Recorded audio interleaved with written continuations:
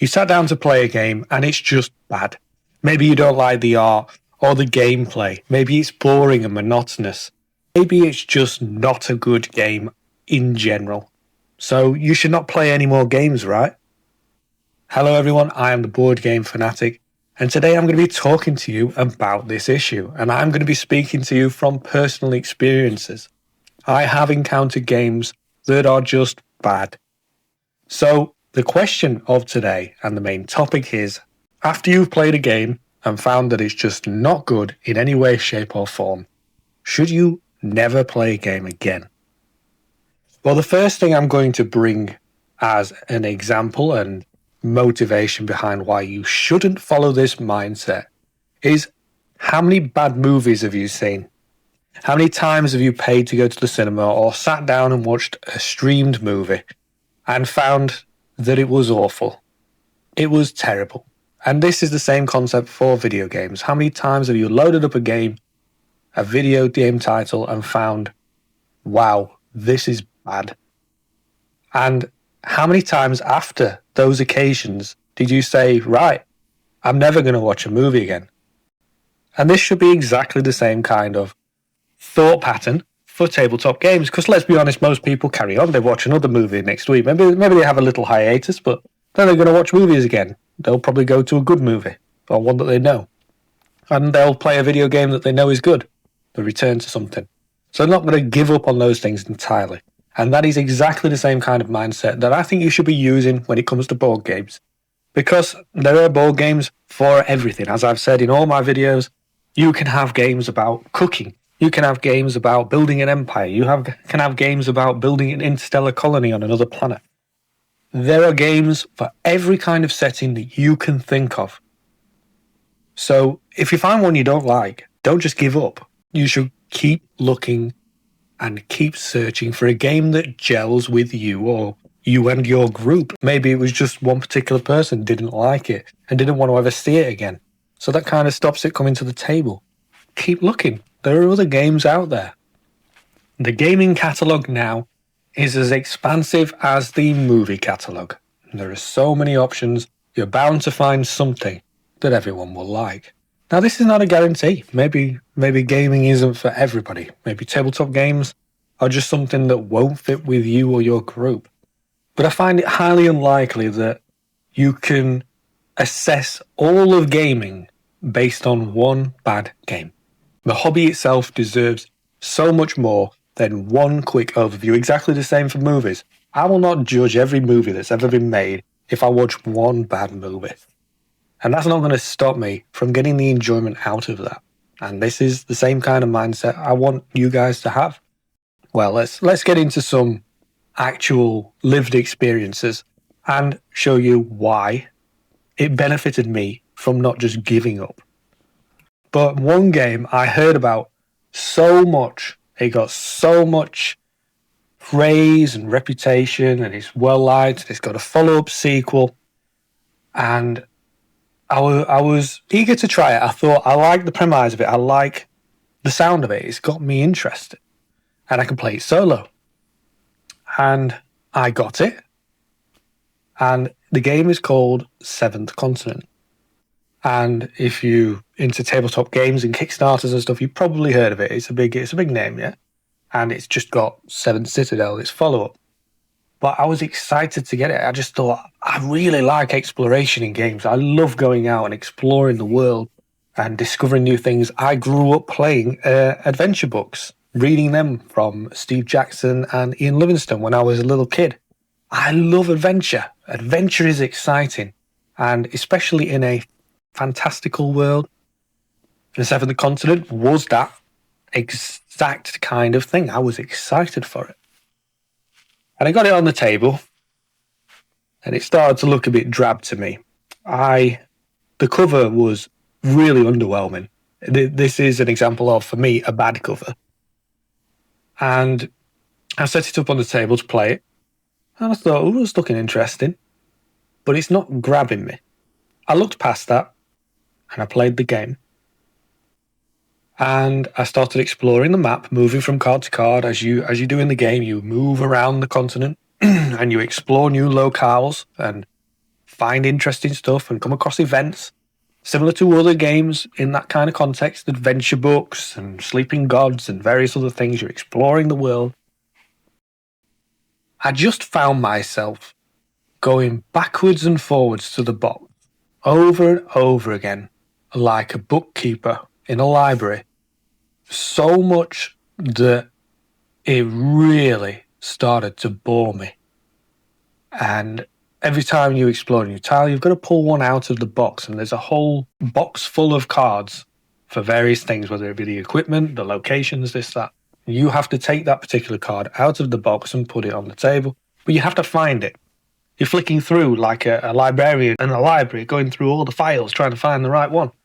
It just sapped all the enjoyment out of the experience.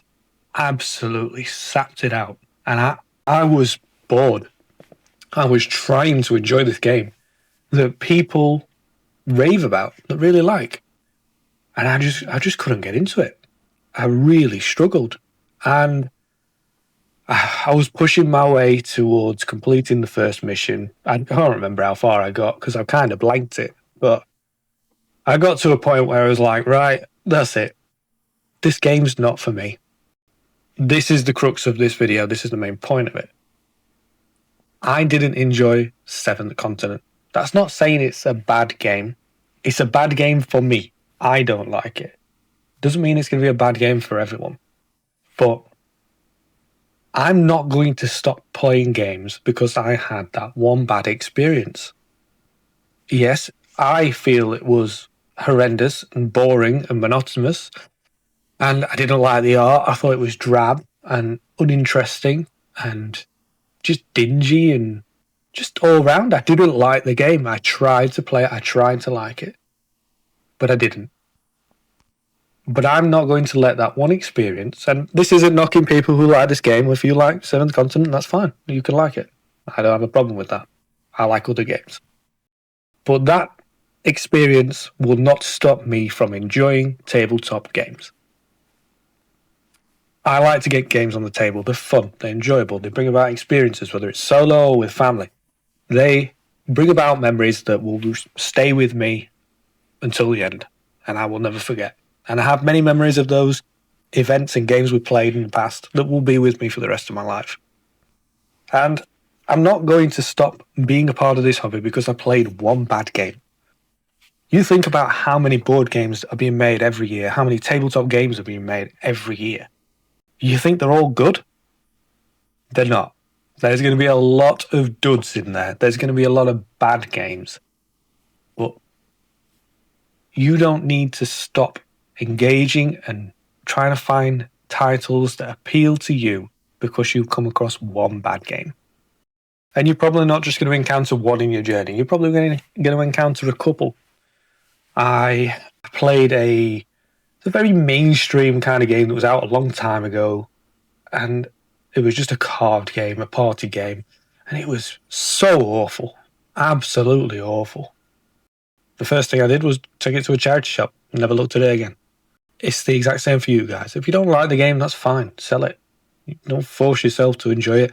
And don't stop playing other board games because you think, or tabletop game, because you think that they're all representative of that one particular game. No, every game is different. You have good ones with great art. You have great games with terrible art. You have badly designed games that look like gems. The list goes on. You've got good and bad games, but there are so many out there. You've got to search for the ones that meet your criteria, that meet your group's needs and appeal to you and who you're playing games with. It's not going to be easy. It's like when you go on an adventure in real life. Things don't just come to you. You've got to find them. And in gaming, it's exactly the same. Now, I don't think that you should be searching forever for these titles because there's hosts of great games that you can see have been well reviewed, highly reviewed, and are very high in the mainstream eye for the tabletop game side. You know about Catan, Ticket to Ride, this, that, the other. There's a lot of titles up there that are recommended by thousands, millions of people.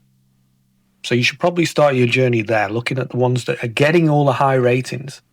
Don't just stop because you had one session of one game that was not good. Now, as I said before, if you're unsure if gaming is for you or your group, then potentially this is a sign maybe it isn't for you. But if you've only played one title instead of playing a few, you've probably not had enough of an experience to really justify or be crucial about this hobby as a whole. You need to experience different things. Like if I tell you to watch action movies, I'm going to recommend you watch a few movies. I'm not going to recommend you just watch one movie and say you should like action movies now. No, you need to watch a few and see how you feel about it. Same with video games, same with this. So it's the same context.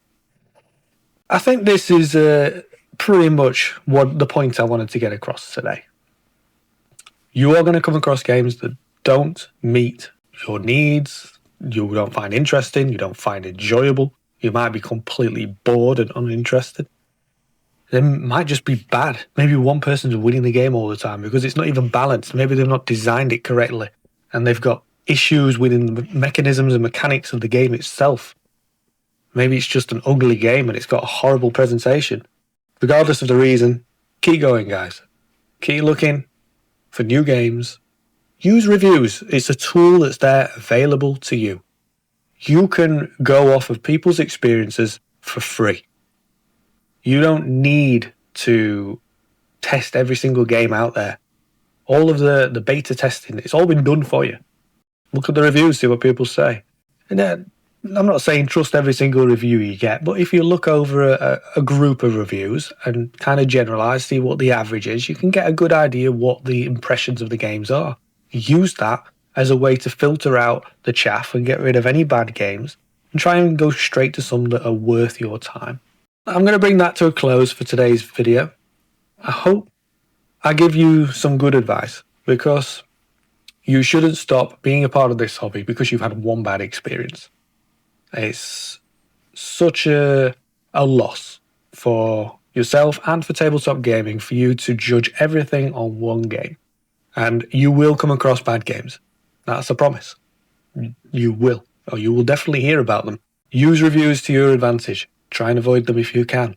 But if you come across them, don't let them stop your journey. I hope you enjoyed this. Leave your comments below. What games do you think are absolutely terrible that people should try to avoid? What experiences did you have with bad games? Is there any that gave you terrible experiences that you'd like to share? I look forward to reading your comments. Please like the video, subscribe, hit the notifications, and I'll see you all next time.